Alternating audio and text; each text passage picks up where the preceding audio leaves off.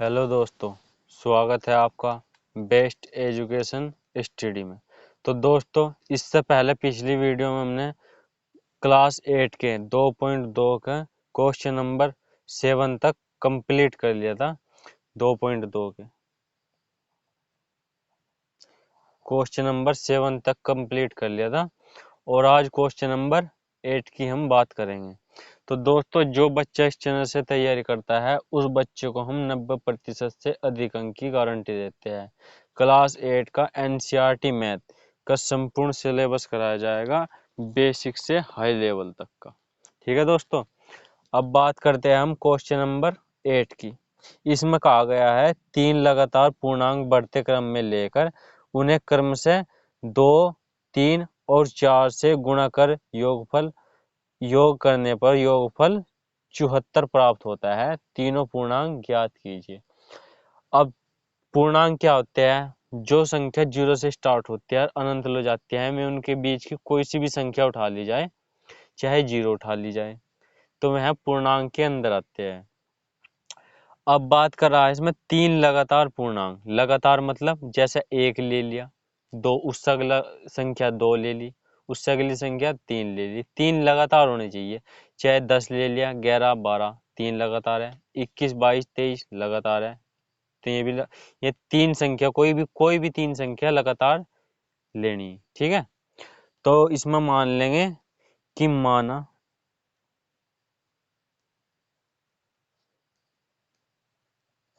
माना प्रथम संख्या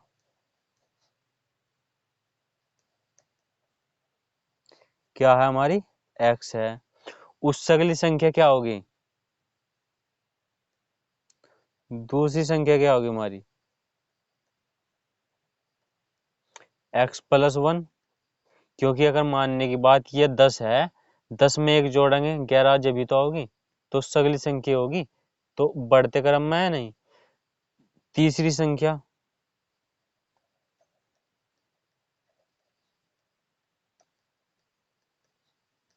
तीसरी संख्या क्या है?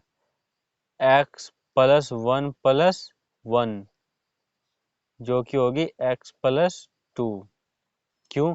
देखो, इसमें एक संख्या जोड़ दी तो सगली होगी, और इस संख्या में अगर एक जोड़ दो तो सगली हो जाएगी। ठीक है, तो x+2 हो जाएगा। तो इनका कहा 3 लगातार पूर्णांक बढ़ते क्रम में लेकर उन्हें क्रम से 2 से 3 से और 4 से गुणा करनी। मतलब पहली वाली को तो 2 से गुणा करनी, दूसरी वाली को 3 से गुणा करनी और तीसरी वाली को 4 से गुणा करनी। तो फिर कहा है कि गुणा कर योग करने पर 74 प्राप्त होता है। मतलब अगर इसे और इसे और इसे तीनों को अगर मैं गुणा कर दूं ना, तो क्या प्राप्त होगा? मैं 74 प्राप्त होगा। तो 2 गुणा x पहली संख्या लिख ली, प्लस 3x+1, ठीक है, प्लस ये 4x+2 बराबर कितना है? 74। जब भी तो ये कहा कि अगर इन तीनों को जोड़ दिया जाए तो हमें 74 प्राप्त हो रहा, वही हमने कर दिया। 2x तो जुगा तू रहेगा, प्लस इसकी गुणा होगी 3 एकम 3 और 3 एकम 3, ये हो जाएगा 3x+3, प्लस ये जुगा तू इसके अंदर गुणा होगी 4, हो जाएगा 4x प्लस 4 दूनी 8, बराबर कितना हो जाएगा? 74। क्योंकि जो ब्रैकेट के अंदर होती है ना, उससे दोनों, जो ब्रैकेट के अंदर चाहे 2 संख्या हो, 3 संख्या हो, 4 संख्या हो, सबके साथ गुणा होती है। पहले इस 4 की इसके साथ हुई, फिर इस 4 की इसके साथ हुई। अब देखो, 2x ये रहे, 3x ये रहे, 5x और 4x ये रहे, 9x हो गए, और 3 और 8 कितने होते हैं? 11। जब जाकर 74 प्राप्त हुआ। 11 इधर प्लस के है, इधर जाएंगे तो क्या के हो जाएंगे? माइनस के। तो 9x बराबर 74 माइनस 11, 9x बराबर हो जाएगा, अगर मैं 74 में से 11 घटाता हूं तो 3, 6, 63 बचता है।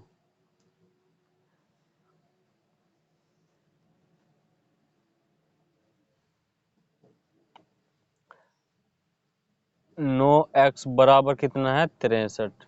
तो x बराबर कितना हो जाएगा 63/9।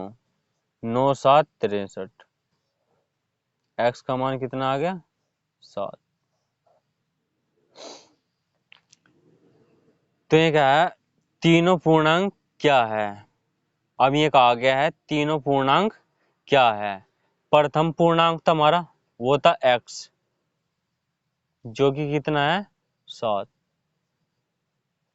और दूसरा पूर्णांक क्या था। अब इसे 3 को भूल जाओ, 3 को और 2 को और इसे 4 को भूल जाओ, वो तो क्वेश्चन में कह रखा था गुणा करने पर। ये हो जाएगा 7 + 1 कितना 8।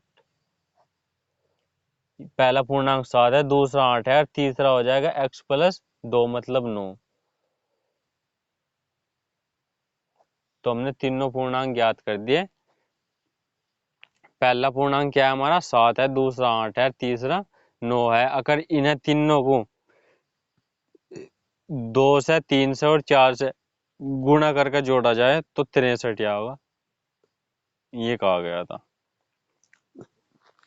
अब बात करते हैं हम क्वेश्चन नंबर 9 की। इसमें कहा गया है राहुल और हारून की वर्तमान आयु में अनुपात 5:7 है। 4 वर्ष बाद उनकी आयु का योग 56 वर्ष हो जाएगा। उनकी वर्तमान आयु क्या है। मतलब ये कहा गया है, मैंने आपको पहले भी अनुपात के बारे में थोड़ा सा बताया था, लेकिन मैं आपको आज फिर थोड़ा सा अनुपात के बारे में बताता हूँ कि अनुपात होता क्या है।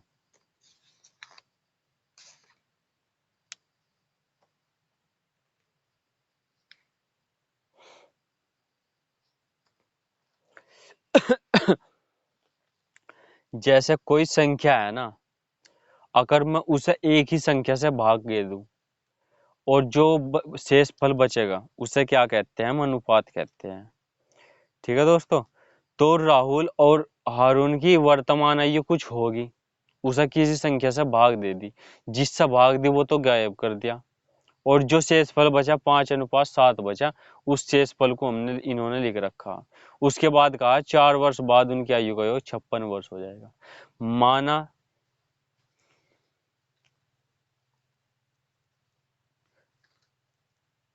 माना दोनों की, इसमें मान लो माना अनुपात क्या है x है। ठीक है, इसमें अनुपात x मान लियो, x मान लो, y मान लो, कुछ भी मान लो, चर मानना। तो मान अनुपात x है, तो राहुल की वर्तमान आयु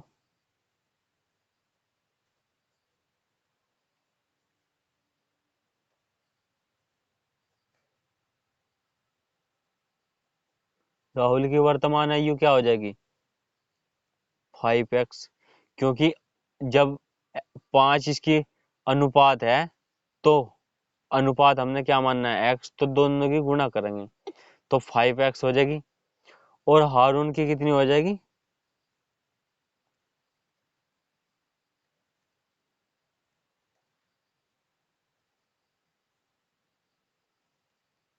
7x। फिर कहा गया है 4 वर्ष बाद उनकी आयु का अनुपात, तो 4 वर्ष बाद क्या आ जाएगी इनकी आयु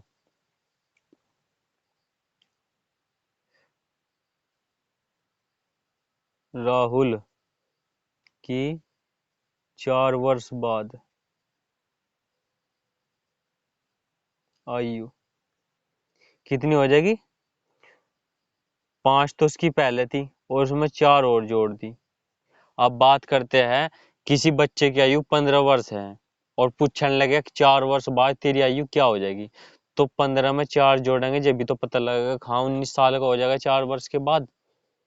तो इसी तरह इसमें हम अनुपात में दे रखी आयु, तो हमने इसमें क्या कर दिया 4 ही जोड़ दिया, क्योंकि 4 वर्ष के बाद कहा था। फिर कहा है हारून की 4 वर्ष बाद आयु, ये डॉट डॉट का मतलब होता है जो संख्या ऊपर है वही जो कि तू नीचे लिखी हुई, तो हो जाएगा 7x + 4, क्योंकि 4 वर्ष बाद है ना उसकी आयु। अब कहा है अगर इन दोनों को इस संख्या को और इस संख्या को जोड़ दूं तो कितना बैठेगा हमारा, 56 वर्ष बैठेगी इनकी आयु। तो जोड़ देते हैं हम, 5x+4, इसे जोड़ना 7x+4 के साथ, और जो कि क्या होगा, 56 वर्ष हो जाएगी हमारी आयु। 7x और 5x मिलकर कितने हो जाएंगे, 12x, और 4 और 4 8। ठीक है।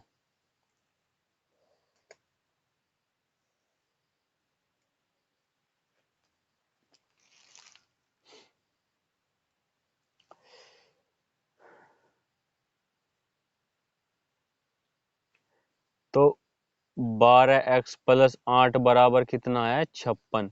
ये 8 प्लस का है, इधर जाएगा तो क्या का हो जाएगा, माइनस का हो जाएगा। तो 12x बराबर 56 माइनस 8, तो 12x बराबर कितना हो जाएगा, 48, और x बराबर हो जाएगा 48/12, 12 चौका 48, x बराबर कितना, 4। ठीक है। तो इनकी आयु क्या है, वर्तमान आयु थी 5 और 7, मतलब 5 और 7 थी। यह है राहुल की वर्तमान आयु। तो उनकी वर्तमान आयु ही पूछ रखी, 4 साल बाद की आयु नहीं पूछ रखी, तो वर्तमान आयु ज्ञात करेंगे हम यहाँ से। ये हो जाएगी 5 × 4, जो कि 20 वर्ष है, और ये हो जाएगी 7 × 4, जो कि 28 वर्ष है। राहुल की आयु है 20 साल और हारून की वर्तमान आयु है 28 साल। ठीक है दोस्तों, अब बात करते हैं हम अगले क्वेश्चन की।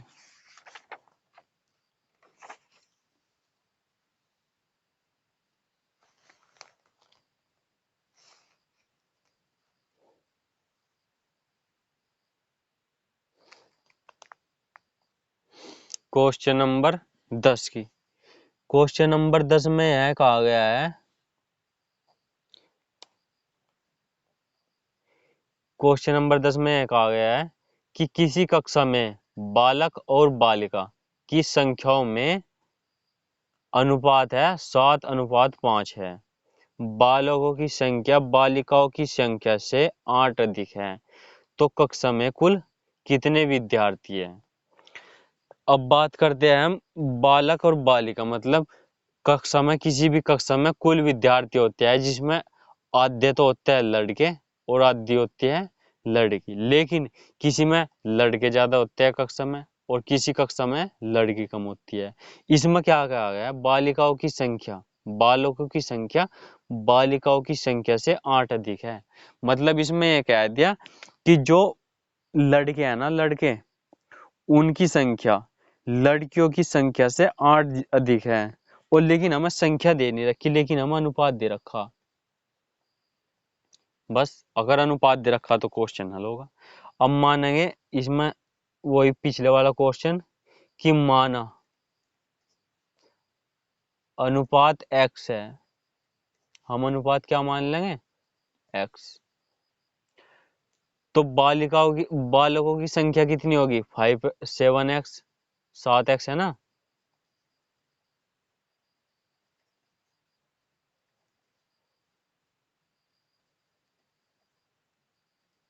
7x। अगर देखो इस क्वेश्चन में बालक पहले दे रखा था और बालिका बाद में दे रखा था, तो जो अनुपात होता है, जो पहला अनुपात होगा वो पहले वाले व्यक्ति के लिए होगा, जो दूसरा अनुपात होगा वो दूसरे वाले व्यक्ति के लिए होगा। इसी वजह से पहले वाला अनुपात 7 बालक होगा, क्योंकि पहला बालक दे रखी है इसमें। ठीक है। तो बालकों की संख्या कितनी है, 7x, और बालिकाओं की संख्या कितनी है,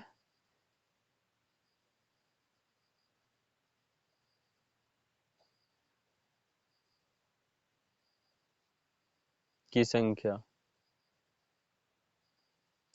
कितनी है, 5x। बालकों की संख्या 7x है और बालिकाओं की संख्या 5x है। मतलब ये अब जा बालकों की पूरी संख्या होगी और बालिकाओं की ये पूरी संख्या होगी। अब मैं कहने लगूं, अगर मैं मतलब लड़के होता 8 अधिक है, तो मतलब उसे घटाया ही तो। जैसे कि मानने की बात, लड़कों की संख्या है कितनी, 38, और लड़कियों की संख्या है 30। तो ये कहने लगे बालक बालिकाओं से कितने अधिक है, 8 अधिक है, क्योंकि 38 में से हमने 30 घटाए, जब जाकर हमें 8 प्राप्त हुआ। इसी तरह यही क्वेश्चन में कह रखा कि बालिकाओं की संख्या बालकों की संख्या बालिकाओं की संख्या से 8 अधिक है। बस हल कर लेंगे। तो अधिक कितनी, किसकी संख्या, 7x, बालकों की संख्या अधिक है, तो मतलब ये बड़ी संख्या है, और बालिकाओं की संख्या घटेगी 5x, जो कि कितना है, 8। यही था, मतलब 7x में अगर 5x घटाते हैं, मतलब बालकों की संख्या में से अगर बालिकाओं की संख्या घटाते हैं तो 8 ज्यादा है, बस यही होगा। 7x में से 5x गए, 2x बचता है, जो कि 8 के बराबर है। x इधर देखो, 2 गुना में है ना इधर, ये भाग में चल जाएगा, 8/2, तो 2 एक चुका 8, तो x बराबर कितना आ गया, 4। तो कहा है, तो कक्षा में कुल कितने विद्यार्थी है। ये देखो, 7 × 4, 7 × 4 = 28, और 5 × 4 जो कि है 20। 20 और 20 40, और 8 48, तो कुल विद्यार्थी,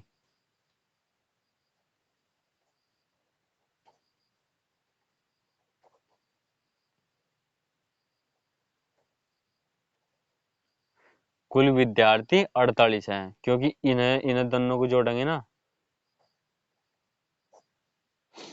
बालकों की संख्या ये होगी 28, और बालिकाओं की संख्या कितनी होगी, 20 होगी। तो कक्षा में यही पूछा था कि पूरे विद्यार्थी कितने हैं कक्षा में, ये बताना, बस कोई बात नहीं, बता दिया हमने। उसके बाद बात करते हैं हम क्वेश्चन नंबर 11 की। इसमें कहा गया है, बाईचुंग के पिताजी उसके दादाजी से 26 वर्ष छोटे हैं। जाहिर सी बात है, दादाजी बड़े होंगे और पिताजी छोटे होंगे, और उससे 29 वर्ष बड़े हैं। बड़े कौन है, उसके पिताजी। यदि उन तीनों की आयु का योग 135 वर्ष है, तो उनकी आयु अलग अलग ज्ञात कीजिए, मतलब अलग अलग आयु कह रखा है ज्ञात करने को। तो इसमें हल लिखेंगे, बाईचुंग की आयु, मान लिया बाईचुंग की आयु कुछ भी मान लो, एक्स मान लो, वाई मान लो। आप नु कहते थे सर हर बार आप एक्स एक्स मान लो, तो वाई मान लो, क्योंकि हमें चर मानना, कुछ भी मान सकते हो। लो मन्ना आज वाई मान लिया, उन्होंने कहना कि वाई क्यों मान लिया, इस क्वेश्चन में चलेगा, एक्स से भी वही चलेगा और वाई से भी चलेगा, क्योंकि इसका तो जुगतु मान धरना होता है, ये तो जुगतु रहेगा, चाहे एक्स मान लो इसे। ठीक है, अब क्या कहा है, बाईचुंग के पिताजी उसके दादाजी से 26 वर्ष बड़े हैं, और उससे 29 वर्ष बड़े हैं। तो बाईचुंग के पिताजी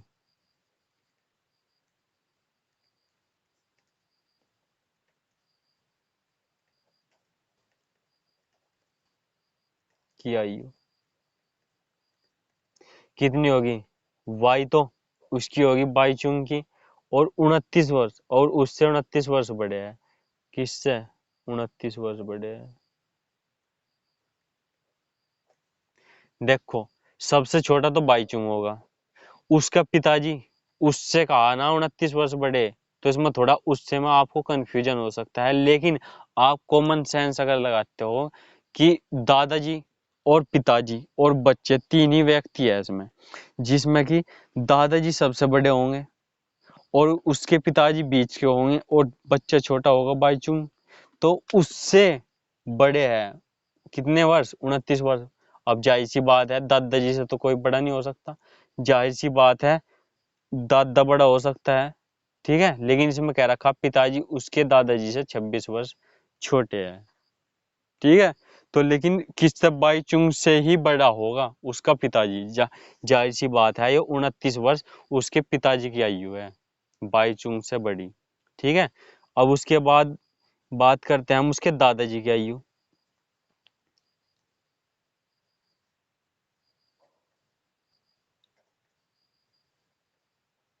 दादाजी की आयु कितनी होगी, बाईचुंग की आयु और उसके पिताजी की आयु, और उसके, देखो दादाजी 26 वर्ष छोटे हैं, दादाजी से 26 वर्ष छोटे थे ना, तो इसी मारो हमने 26 जोड़ दिया उसमें, जिससे कि दादाजी की आयु भी हमें पता लग जाए। बस ये आ गई तीनों की आयु। उसके बाद क्या करना, ये कहा कि अगर हम इन तीनों को जोड़ दें तो हमें 135 प्राप्त होगा योगफल। ये कह रखा कि हमें 135 योग प्राप्त होगा उनका। बस इन तीनों को हम उठा के क्या कर देंगे, जोड़ देंगे, जब हमें क्या रखा जोड़ने को।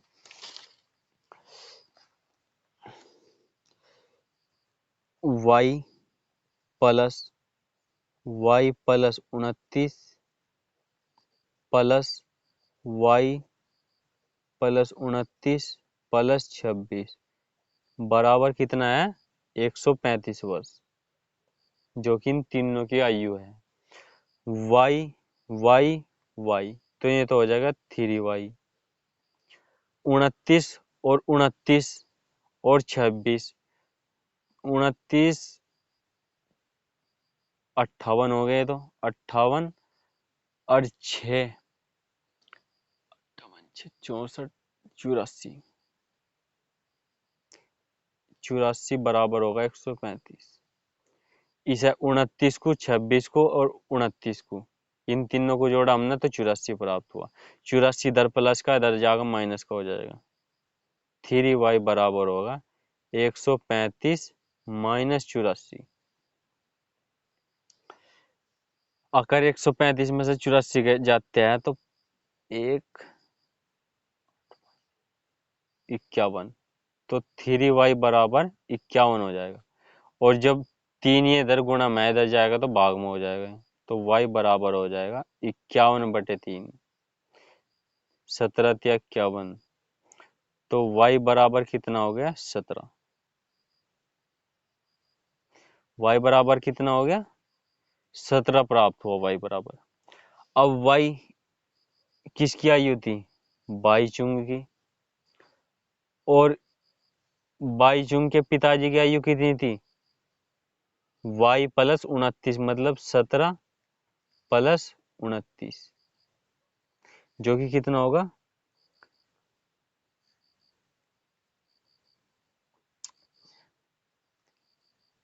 46 वर्ष।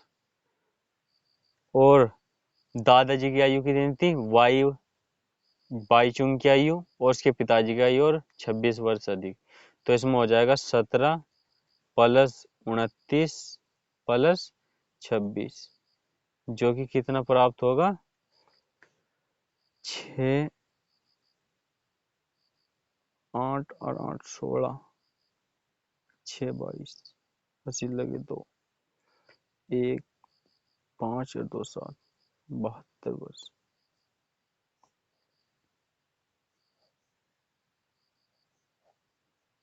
देखो बाईचुंग की आयु है 17 वर्ष, उसके पिताजी की आयु है 46 वर्ष और उसके दादा की आयु है 72 वर्ष। ठीक है दोस्तों, अब बात करते हैं हम क्वेश्चन नंबर अगले की।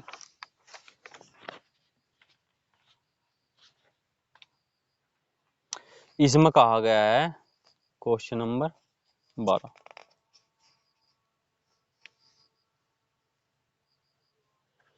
क्वेश्चन नंबर 12 में इसमें कहा गया है 15 वर्ष बाद रवि की आयु उसकी वर्तमान आयु से 4 गुनी हो जाएगी। रवि की वर्तमान आयु क्या है। रवि की जब किसी चीज की आयु नहीं देते हम उसे क्या मानते हैं, एक्स मानते हैं या वाई मानते हैं, यही तो मानते हैं। तो इसमें हमें रवि की आयु कुछ नहीं दे रखी, तो हम क्या मानेंगे, एक्स मानेंगे। क्या वर्तमान आयु, माना रवि की वर्तमान आयु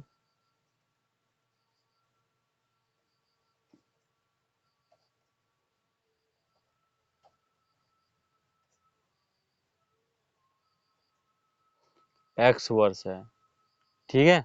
और 15 वर्ष बाद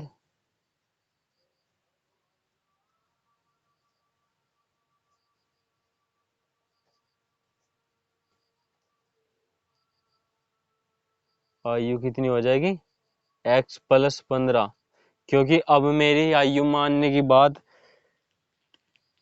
किसी की भी आयु मान लो 15 वर्ष है और नु क्या है 15 साल तेरी बाद क्या आयु हो जाएगी, तो 15 हम उसमें जोड़ेंगे जब भी तो आएगी। तो वर्तमान में हमने 15 इसलिए जोड़ा, तो उसमें क्या कहा गया है, 15 वर्ष बाद रवि की आयु, मतलब यह वाली आयु उसकी उसकी वर्तमान आयु से, क्या वर्तमान आयु, क्वेश्चन पढ़ना बहुत जरूरी होता है, वर्तमान आयु से 4 गुनी हो जाएगी।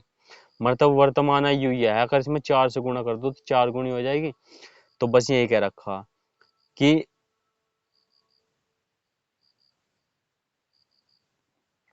जो 4 गुणी आयु है वह x+15, मतलब 15 वर्ष बाद की आयु की 4 गुनी हो जाएगी। तो दोनों क्या हो जाएगी, बराबर हो जाएगी। चाहे तो 4 गुनी ले लो, चाहे x+15 ले लो, तो दोनों दोनों आयु बराबर है। हम आयु पता नहीं, हमें तो x का मान निकालना, बस कोई बात नहीं, निकाल देंगे। तो 4x बराबर x+15। अब के देखो, यो x छोटा है, यो x बड़ा है, अगर मैं इधरले वाले को इधर लाऊंगा तो माइनस में हो जाएगा, ठीक है। लेकिन यो छोटा x है, अगर मैं इधर ले आऊंगा तो यो घटेगा इसमें से, तो यो प्लस का x बच जाएगा हमारे दोरे। तो इस x को मैं इधर ले जा रहा हूं तो माइनस का हो जाएगा। 4x में से अगर x घटाते हैं तो बस बराबर आएगा 15। तो 4x में अगर x घटाते हैं तो 3x बचता है, जो कि 15 के बराबर है। तो x बराबर कितना आ जाएगा, ये 3 इधर चल जाएगा, 15/3, 3×5 = 15। तो x बराबर कितना आ गया, 5। तो रवि की वर्तमान आयु क्या है, 5 वर्ष। यही तो कह रखा था, मान रवि की वर्तमान आयु x है, तो x कितना आया, 5। तो रवि की वर्तमान आयु है 5 वर्ष, ठीक है। अब बात करते हैं हम क्वेश्चन नंबर 13 की।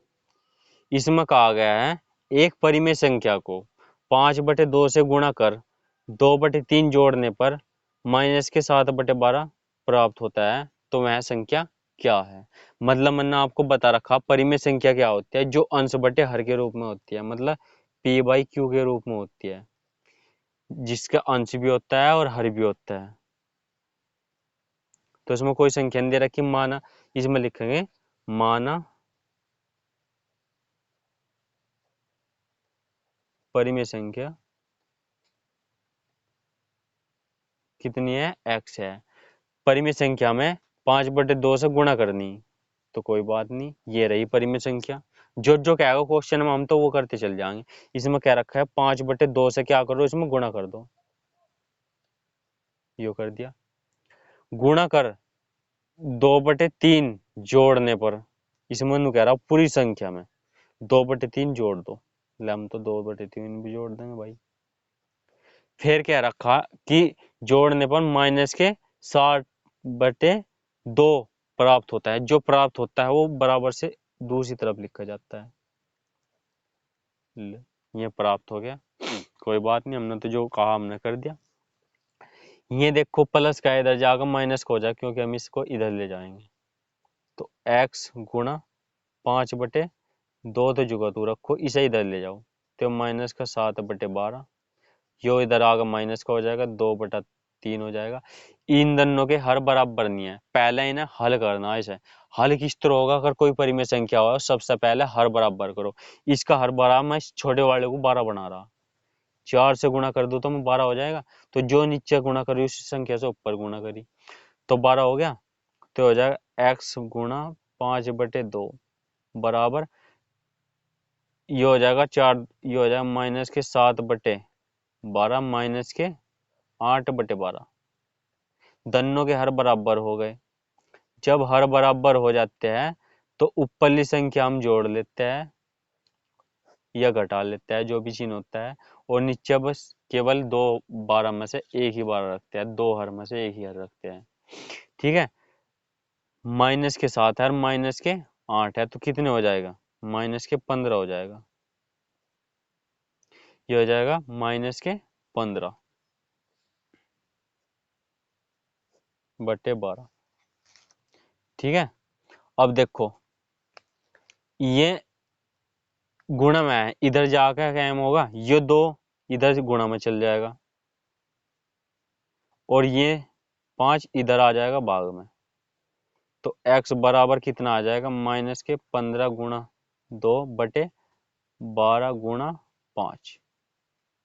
ठीक है, ई 5 से ई हल कर लो से, 2 से कटेगा 2 6 का 12, यो कटेगा कितना 5 कम 5 5 तिया 15, और 3 से कटेगा 3 कम 3 3 दूनी 6। तो x का मान कितना आ गया हमारा, यहाँ आ गया x बराबर माइनस के 1/2। तो परिमेय संख्या क्या आती, माइनस के 1/2 थी, जिसे ये करने जो कह रखा हमें वो करने के बाद क्या प्राप्त होता है, माइनस के 7/12 प्राप्त होता है। वह परिमेय संख्या क्या आती है हमने ज्ञात कर ली, माइनस के 1/2 थी। ठीक है दोस्तों, तो दोस्तों अगर वीडियो अच्छी लगी हो तो लाइक शेयर कमेंट जरूर करो और बताएं कि वीडियो कैसी लगी। और इसके 2-3 क्वेश्चन और रह रहे हैं, हम इसको अगली वीडियो में करेंगे जिससे कि वीडियो हमारी लंबी ना हो। ठीक है दोस्तों, और जो बच्चा इस चैनल से तैयारी करता है उस बच्चे को हम 90% से अधिक अंक की गारंटी देते हैं।